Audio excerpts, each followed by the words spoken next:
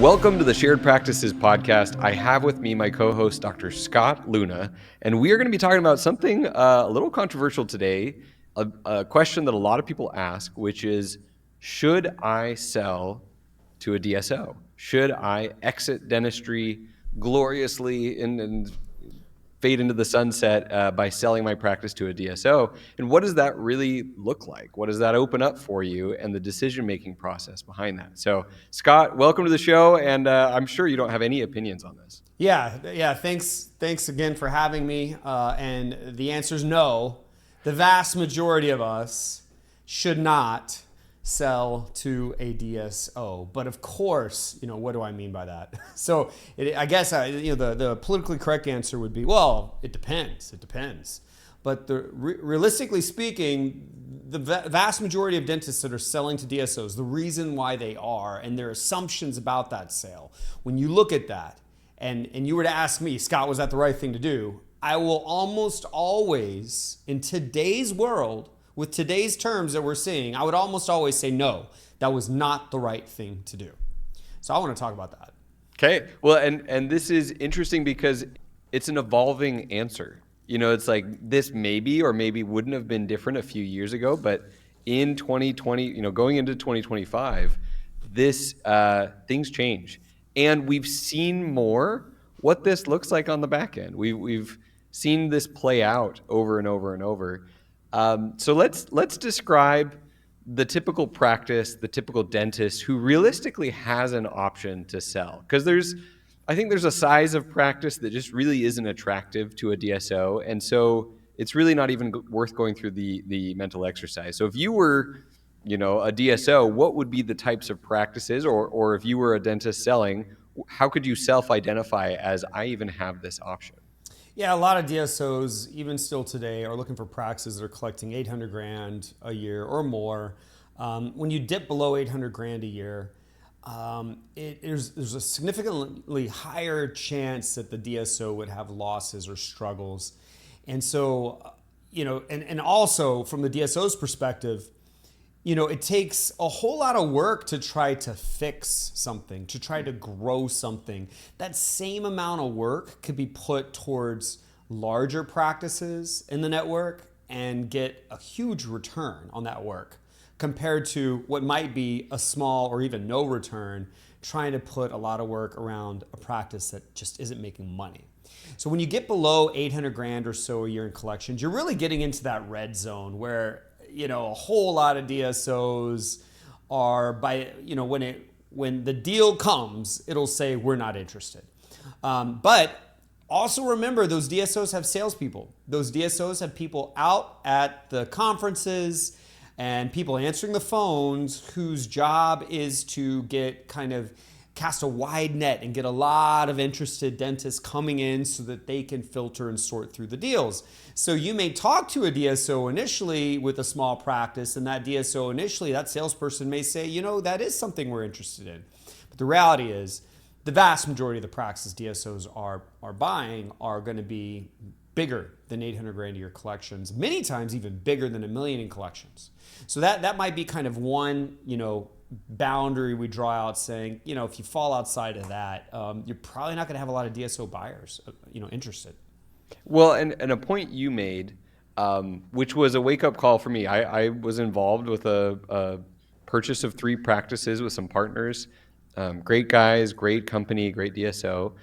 But I didn't realize how when a DSO is growing via acquisitions, they need to buy healthy EBITDA. They need to buy healthy practices that can cash flow with the loan, despite having, paid more than a general dentist would pay to another general dentist to buy it. And it is really hard to then tweak and grow that practice, like you said. And for me, boots on the ground, I want to expand. I want to grow. I want to implement these changes that we talk about in your seminars and ours. And realistically, that is a journey that involves dips in profit, involves boots on the ground leadership, involves risk. And a DSO can't really afford to tweak and grow a practice from $1 million to $2 million to $3 million. That's just not in their wheelhouse typically. And so knowing that, for me, that was a wake up call of like, okay, they need to buy healthy EBITDA, prove it a little bit, and then continue to have that healthy EBITDA on their books to get loans to be able to buy more practices. And that's Yeah. just the name of the game. Yeah, the vast majority of acquisitions, I think, are that way. The DSOs need to buy correctly. They need to upfront. It needs to be a deal that works just because they bought the right deal. In general, of course, there's outliers to that. Sometimes they want to get into specialty, in certain markets, whether or not that practice makes a lot of EBITDA. They want the facility. They want maybe the patient flow or the providers. But in general, they need to buy a deal that makes sense on day one. In general, they're not in the business of gambling on their abilities to dramatically change and grow practices from, where they were the day they bought them. Of course, they're all wanting to grow practices. They're all wanting to have positive change. They do want to, improve the patient care, the patient flow, the operations, the profit. But in general, DSOs are not buying struggling practices that will mandate that they have to achieve those changes. In general, they're buying practices that will be healthy for them to acquire on day one. And then, of course, they're going to try to make them even better, but they wouldn't have to. It'd still be a good deal for them. Now, there's also a boundary on the practice side. When you kind of think about this, I said DSOs will have a hard time kind of looking at practices that, in general, are less than $800,000 in collections per year. But when you're a private dentist and you own a practice, where is the boundary where, in general, you may not be able to sell privately? So that's a whole different kind of boundary. At what point am I too big to find a private dentist to buy my organization? And I don't know if there is kind of a rule of thumb with that. But what I know is that banks. Yes. Banks, the banks we typically go for. I'm not going to name any on record here, but there's 3 or so large banks in dentistry that are funding acquisitions, funding startups. And those banks oftentimes have kind of a cap on how much they'll lend an individual dentist. Whether the deal is great or amazing or okay, there's going to be a cap on the person. And that cap, I've seen that cap around $2 million. I've seen it around $3 million. But there's definitely this cap that kind of comes into play that makes it difficult for the seller to sell to one individual if they've got a practice that's worth more than the 2 or the 3 million. Have you seen that? I have. And I think there's also a psychological aspect of that as well, in that they know that they are very attractive to a DSO. They hear numbers, they hear multiples. And so it actually makes it even harder for them to sell to an individual, because not only are the banks not lending beyond a certain point, they also get their heart and their expectations just set a little bit higher because they know what's possible. And then when they go to negotiate or deal with an individual buyer, there's this like, well, my practice is worth, $4 million, even though, it's a $3 million collections practice, but it's profitable. It's worth it. The EBITDA justifies that price. But banks won't lend it, and an individual buyer can't buy that. So it's kind of a both, and the banks and the expectations of the seller both inhibit an individual buyer from buying those types of practices. So I think what we need to talk about, on one hand, we need to talk about how practices are valued, and then the next thing we need to probably talk about is what the DSOs require of you. Why I would say it's a bad deal. And then we may also need to talk about this thing that says, okay, how do I sell privately? If one individual buyer who wants to use a traditional dental bank can't get enough money to buy my practice, then what? What are the other options? Does that sound right to you? Yeah, and before I lose it, I did want to share one thought, which is related to what you were talking about earlier of you get organized, quote unquote, by having corporate HR, corporate, accounting, all of these things. There are some stressors that I think practice owners believe will go away when they sign up with a DSO, and that might be the reason that they do so. Some of the stressors will not go away in terms of managing day-to-day. Patient care is still hard. But I would challenge people before you think about selling to a DSO in order to escape the stressors of running a business. Why would you not try coaching? Like, why would you not try accountability and support and see if you can build those systems yourself? And in the meantime, you'd be more valuable. So if you do go sell to anyone else, you're in a better position. And you might just find that you don't hate dentistry anymore and you don't need to exit because you've built a sustainable business. So I don't know. I just had this light bulb moment. I think sometimes dentists think that that will solve their problems and it'll be easier to run a practice because they've sold.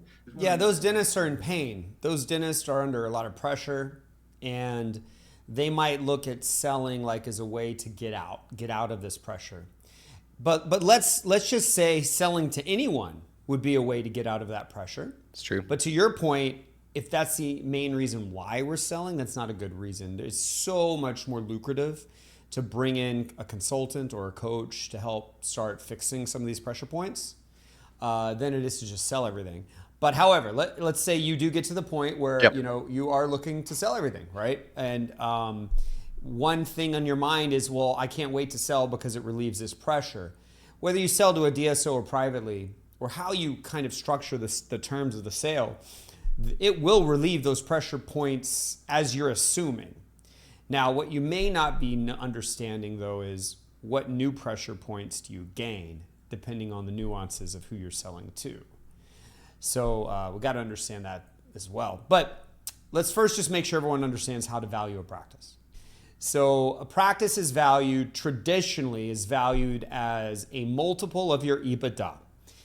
EBITDA, if you don't know what that is, in layman's terms, it's how much cash does your practice throw off to the owner of the practice every year? Okay? How much financial success does the owner get from the practice every year? Now, there's assumptions. We have to first assume we're paying all the dentists as though they're associate dentists, including the owner. Yeah. EBITDA is calculated. It's adjusting whatever's on your profit and loss statement today. It's adjusting it. It's changing it so that it shows that you're actually paying all the dentists, including the owner, as though they're associates. So that's a cost, right? EBITDA is not the same thing as take-home pay. Take-home pay is completely manipulated. EBITDA is something that is not so easily manipulated.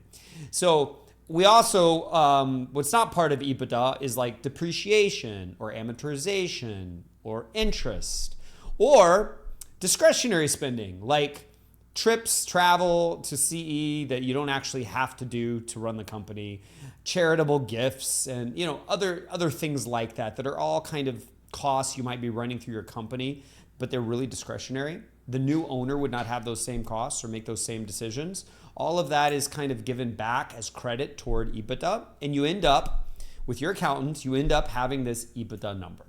And so often that number falls between, let's just call it 10% and 30% of your collections.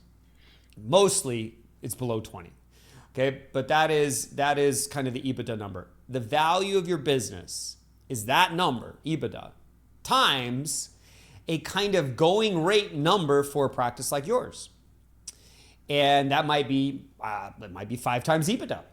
It depends on the market, depends on the conditions, depends on who you're selling to, depends on how fast you're growing or how slow you're growing, what your payer mix is or isn't. Depends on different risks. Are you in a rural area or not? But in general, it's going to be some number. Let's just say a range of something like 3.5 to 6. If we just had to come up with a range, and I know that's a big range, but it's that times your EBITDA that gives you a valuation. Does that sound right to you? Yeah. I don't know if we need to provide a concrete example of like a $2 million practice with some amount of EBITDA. Can we do math on air? Yeah, let's do easy math. So we got $1 million in collections. My take-home pay has been, let's just call it $500,000. But that's not EBITDA.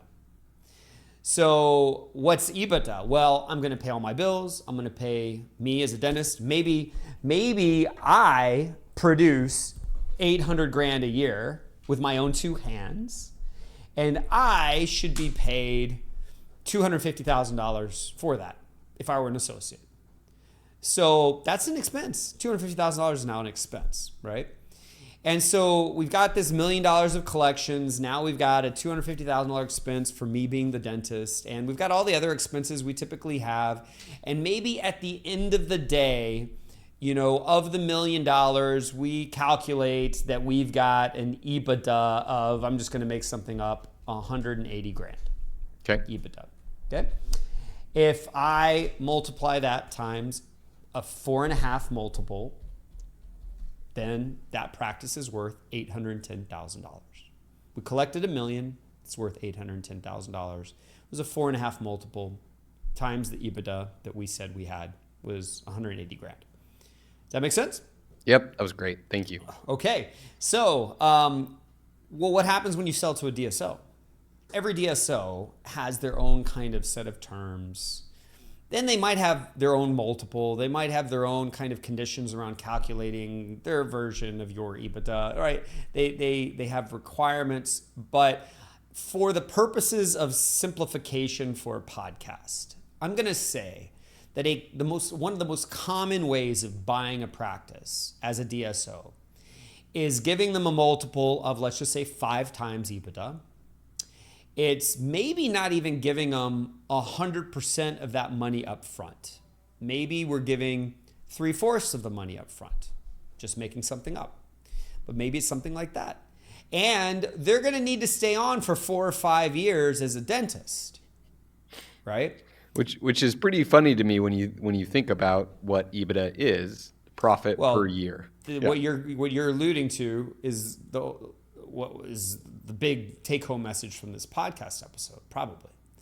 But this is I'm not going to name any of the DSOs, but the jumbo DSOs that all of us probably know, some of those will follow a structure very similar to this. So what we need to do is we need to do some math for a second to compare selling to a DSO with terms like this versus not selling to a DSO that has terms like this. But before that math, I just want to make sure we all understand here. So, and jump in if you need to add some more explanation here. But number one is, let's just assume 5 times EBITDA might be a typical number we'd get from a DSO. I think that's a pretty safe assumption, at least for an example, right? Also assume that we'll need to stay on, let's just call it 5 years. Sign a 5-year employment agreement where we are going to sell to a DSO, but we're still going to practice as a dentist in our location. And so we're going to be paid as an associate. And we have to do that for 5 years. And many times we won't get the full purchase price up front. We might get some of it only after those 5 years that we worked. Although we might get it all up front, but it's very common we don't get it all up front.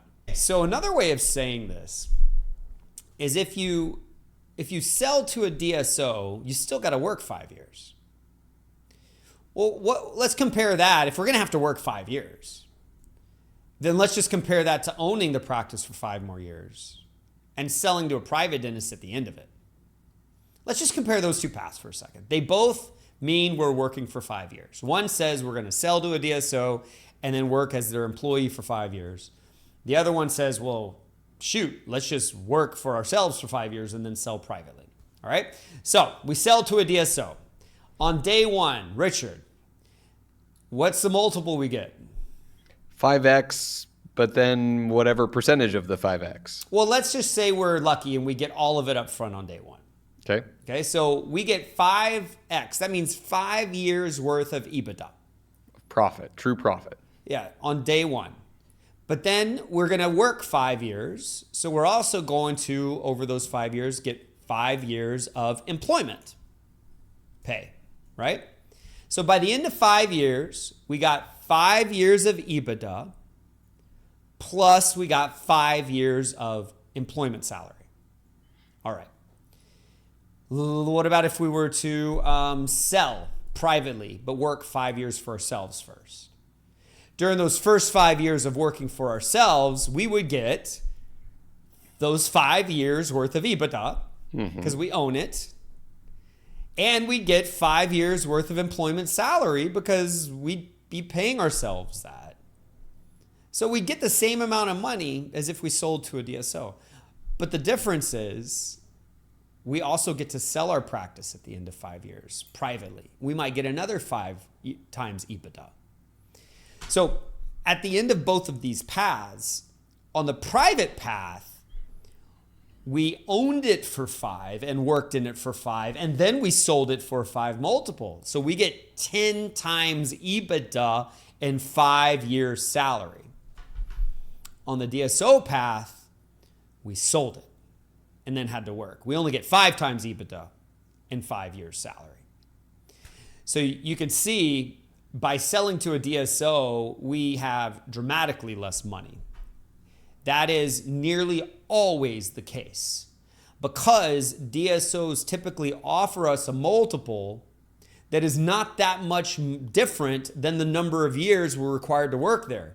You see, every multiple of EBITDA we get and every year of employment we have to give cancel each other out. So if they give us 5 years of EBITDA, but then make us work for 5 years, we just gave them our practice for free. And so what some of the DSOs are doing is they're promising a high multiple, like we'll give you 7 times EBITDA with a 5-year employment agreement. Or we'll give you 8 times EBITDA, but you're only going to get 5 of it up front. And the other 3 you'll get on the end, but only if this practice hits a certain benchmark. Or we won't even give it to you. We'll just give it to you in our company stock, right? So what happens is you start getting distracted by all of these kind of financial manipulations that are happening in the deal to try to sell you that this is a very good deal. When the reality is that any deal that makes you stay on and work takes away from your net payout compared to if you were to just own the practice yourself. Even if you wanted to work, you might as well work and own it and sell it after that, or shoot. Yeah, I mean, why not bring on a consultant, like you said, while you're putting in your last 5 years and maximize that practice so that when you do sell it, you have an even higher EBITDA and a much higher valuation. So I know that what I've said is all maybe very confusing. I'm going to stop talking for just a second here, but let me just say the take-home message here.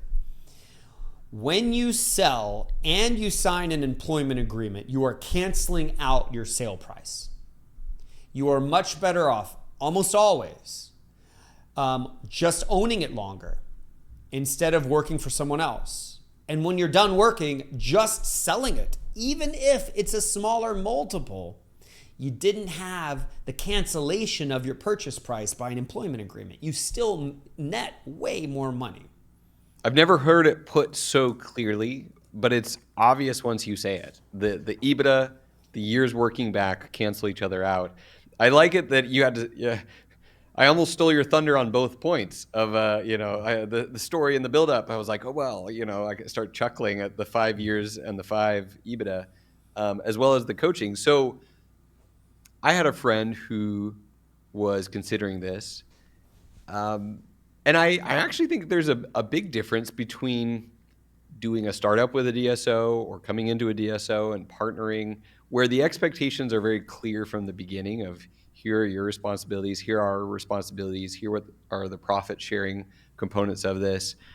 There is more pain in loss than there is satisfaction in gain. And one of the losses that you get going into a DSO is a loss of control, especially a loss of the ability to spend money on whatever the heck you want, to hire employees at whatever rate you want, to expand, to invest in technology, to run things through the practice. And so, I told him, I said, it will be painful. That working for someone else and not having control of the checkbook when you previously did is going to be painful if you are an owner with an ownership mindset. And so regardless of the financials, maybe you're in some situation where you're getting such a good multiple and the payback is not as onerous as you were describing, and somehow the math still works out. I think there is also a big risk in staying on those 3 years, those 5 years, and what that does to someone's psychology who is an owner mindset to then have to not be an owner? Well, let's think about this. Where does the new grad go for a job? So often they go to a DSO.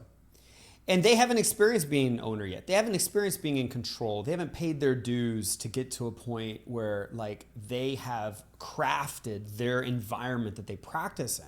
Whether that's the people that are there or the processes or the rules or policies of the practice or the hours they're open or is there another dentist there or not. See, they got to make all those decisions if you're an owner. When you're a young grad and you go into DSO, you don't even know that stuff yet.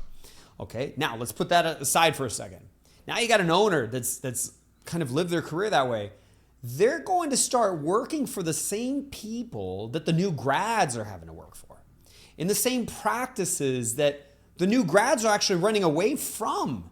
These new grads that have been in these practices, they're coming to my seminars to learn how to buy or start practices from scratch so they can escape the DSO world that they just can't take anymore. That's the world that these mature owners are selling to and agreeing to then work in. And I could tell you a quick little story. I had a dentist come to a recent seminar of mine, and he's in a DSO, and he was given, the whole DSO spiel and pitch, and he bought into that pitch, and he ended up having stock in the DSO. And everyone's like greed kicks in if they see some way to own stock in the DSO, not even understanding that stock is heavily overvalued when they get in and that they can't sell it to anyone. They have no control over it. And it's like a second class stock with no voting rights or anything like that, but they got stock. So they think, oh my God, someday I'm going to make it big. Well, his stock got diluted 1,000 to 1. It got diluted down to nothing, because his DSO was in financial trouble and they had to bring in a new private equity group that in order to make the valuation work for the private equity group had to just dilute everyone's stock down to worthless to come in to try to save this DSO. And so what was his experience? He's having to have some, regional manager that is basically controlling his practice. He's having to answer to an office manager. There's sure some clinical director somewhere that he never sees or talks to. And, if I'm the DSO, I've got an owner that produces well, but I know that their employment agreement's going to run out. I'm going to put more doctors into that location to hedge my bet here on this situation. I need to get the risk out. I need to slowly replace this doctor with maybe 2 other doctors who could bring in the same amount of collections. So what is that like? You had a practice that was just you. Now you've got other dentists in there doing other kinds of dentistry. You've got other decisions being made. You've got kind of this corporate umbrella that controls everything but is faceless so often. And you're in an environment that the new grads get sick of and try to run away from. You opted into that. And you're there for 4 or 5 years. I think that you're going to be feeling some new pain points than when you used to be an owner. See, we shouldn't escape ownership pain by just selling to a DSO, because we're going to be trading that pain for other pain. We should maybe either fix that ownership pain, or we should sell our practices without having to kind of sign in blood that we're going to still work there for 4 or 5 years. The whole model of acquiring practices and incorporating them into a group and trying to standardize things and build a culture that's cohesive, it's just really hard. I mean, from the DSO side of things, every single office is this jumble of systems that maybe were not replicated from office to office to office. They're having to adapt to everything that comes into their environment. And culture, in my opinion, is one of the hardest things to scale in dentistry. The culture of any given office is a microcosm of who the dentist is, who the office manager is, their interactions with anyone above them. And those are very difficult things to scale, especially in an acquisition model where it's not cohesive from the start. There's not this philosophy, these core values that are actually exhibited in the way that a startup, you can build those things and kind of have this momentum across offices. So I think it's just really hard to do. It's just really hard to do from both sides. And the money feels like it makes it all worth it. Like it's like, okay, this is going to be hard. It's gonna be hard for them. It's gonna be hard for us. They make it seem like it's gonna be really easy and it's all gonna be rainbows and a pot of gold at the end. But it's a massive challenge to try and marry all these individual practices up into a mothership that don't look alike at all. It's a big problem. Don't think that when you sell to a DSO, suddenly your practice is going to be buttoned up and fixed up. Like every Chick-fil-A location operates the same way and they figured things out. That is not what happens whatsoever. It's more like your practice is going to be duct taped to some kind of corporate mother. And that mother may not give you the attention you want, and you may not like how that mother is parenting you. You may not even want to be parented to begin with. But that's what's going to happen. And that mother's going to suck profits out of that practice. Heaven forbid you still own a piece of it. You are going to see the vast majority of your profits be sucked out in expenses to the corporate group before you get any sort of split from that. Now, of course, I'm not talking about the outliers, right? So anyone listening to this, please don't take my words out of context here. But I am talking about the vast majority. I don't know if it's 90-10. I don't know. But the vast majority of situations, you are going to have a financial deal that doesn't make a lot of sense when you really understand the business side. You are going to have an experience that might trade one pain point for another pain point. And at the end of the day, you're not going to have a deal usually that I would deem worth it. Here's the other thing. If let's say you're used to taking home $400,000 a year as an owner. Now you're going to be an associate and you take home $200,000 a year because the other 200 was profit, right?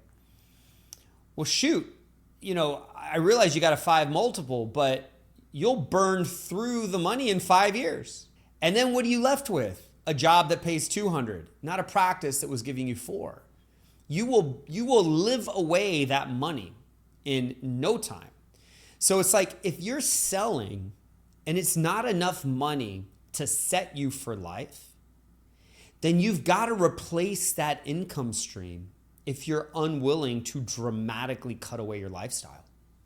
Selling will give you 5 years of money up front, but then after the 5 years, you're left with an associateship. You see? So you got to either sell for enough where you're set for life, you're done, or realistically, if you sell, you need to go build the next thing that gives you an income stream, which could be another dental practice for a lot of people. And oftentimes I think should be if that is the vehicle that you know how to run. And compared to other businesses, we have an unfair advantage in dentistry because of all the barriers to entry, because of your experience. And so ironically, looking around, you might realize, or trying a bunch of different things, you might realize, actually, I'm kind of best at running a dental practice compared to any other business or investment. Well, we're blinded by the pain. Yeah. So we don't see that this is actually a good thing we're in because we're blinded because we're like, I feel like I have to work 4 or 5 days a week. I can't find a good hygienist to come in. My office manager is, driving me crazy. I can never have qualified assistants, and I had a patient threaten to sue me, and like all these pain points, and we think I've got to get out. I've got to get out of this situation. I've got to sell. And so we end up going down this sales path for reasons that are not logical. You see, all those things I listed have logical solutions that don't hurt so much. We don't have to work 4 days a week. If we were to bring in a coach and make ourselves more profitable, we could actually afford to pay people so much that we wouldn't have a turnover issue.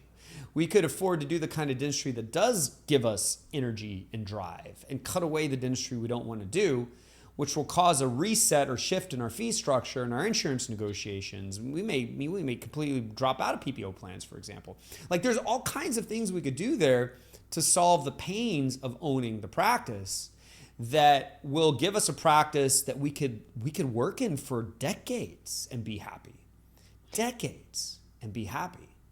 But instead, we're taking this approach in dentistry that says, let me just sell. And to who? To a DSO? That is not a good financial deal. And you're in a lot of trouble after 5 years because you just took a massive pay cut and lost all control. It's a big problem.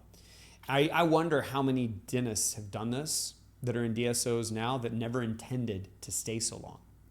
but they got stuck. They needed the job. They needed the job because they spent away the money that they got. Oh, and by the way, when you get 5 times your EBITDA up front, a chunk of that goes to the tax man, right? So it's not like you get it all. And a chunk of that goes to your debt, your practice debt. So often you got a 5 multiple, but you had 2 in debt, and you got another 1 that goes to the tax man, and so you're left with just 2 in cash. And now you're going to cut your income every year. And you got to work for 5 years to have netted the 2. When we consider that, when we consider debt taking away our multiple, tax taking away our multiple, our employment agreement taking away our multiple, man, we may be negative multiple by selling. We may be upside down with this decision, but it felt right in the time because we had pain from staffing. And it felt right because the DSO said, we're going to give you some stock and someday that's going to be worth a lot of money because that's what it did in the past, right? And so it all feels right. I don't know. To me, what most of us should probably do is become an owner as soon as possible. And if we're in a situation as an owner where it's painful, we need to alleviate the pain. This practice needs to be something that we are happy to have for decades. And someday it will be worth enough that we could sell and be set and done. And almost always that means selling privately. It doesn't mean selling to a DSO. Now, we haven't talked about the fact that what if I have a huge practice? Well, I think we should make this a separate episode. So there is this idea of actually in some cases it might be the right decision. And so I think, and what to do afterwards to not squander and kind of eat into that with our lifestyle, because we still need that. We didn't calculate that we're going to burn through this based on how we're living. Could we do a whole separate episode on when it actually kind of makes sense? Yeah, sounds good. Okay. Well, Scott, this has been amazing. This is why I wanted to talk about this voice of what this realistically looks like, how to think about this financially, how to weigh the pros and cons of selling to a DSO. And oftentimes people don't have the perspective to look at this decision and understand what they're even talking about. So thank you for showing us that. Yeah, some take-home messages here real quick.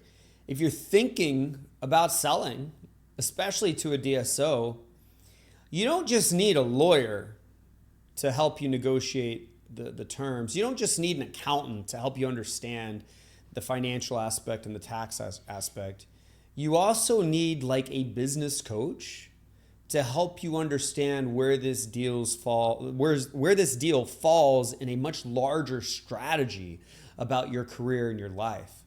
And what a mistake it is to do one of the most life-changing things to your career without having a life and career coach to help you understand what that actually means. And again, another take-home message is don't sell your practice for free. Don't give it away by trading your multiple with an employment agreement and by losing more multiple on debt, more on taxes. Don't be that dentist that thought and tells everyone that they sold and they're happy, only to realize 5 years later you're broke because you just basically gave it away for free and you're not happy. I love it. Scott, thank you so much. I appreciate the fire. I appreciate the perspective. This is what people needed. Awesome. Thanks a lot. We'll talk to you next time on the Shared Practices Podcast.